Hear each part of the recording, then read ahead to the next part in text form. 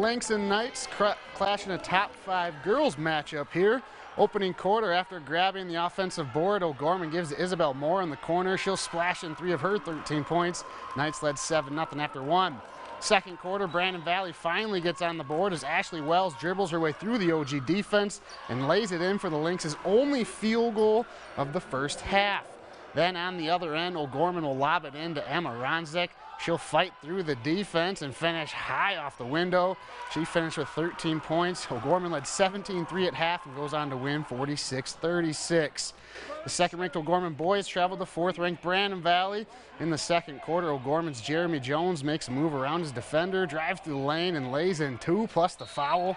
Knights lead 16-10.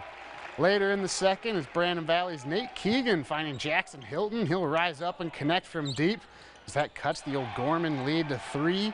And then more from the home team as Carter Oltoff's going to make a move, and he'll fly to the hoop to bank in 2 and the foul. And Brandon Valley wins their 8th straight, defeating O'Gorman 69-60.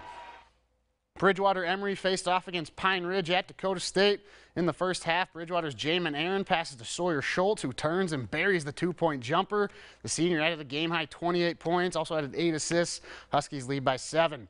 More from Bridgewater. This time around, Aaron finds Carter Dye, who shreds the net from deep. Dye had 19 points and 14 rebounds. Huskies lead by 17. Later in the first half, it's Pine Ridge's Charles Schrader dishing it to Halen Badbear, who drives baseline and banks in 2 of his team-high 27. Thorpes would tie the game in the second half, but Bridgewater Emory wins in a shootout, 85-77. Washington and Harrisburg squared off in boys basketball. Tied at 8 in the first. Eli Williams goes behind the back, then splits the D and finishes at the hoop. He tallied 13 points. Warriors grab an early 2-point lead. A few possessions later, Harrisburg senior Nick Hoyt gets the ball up top.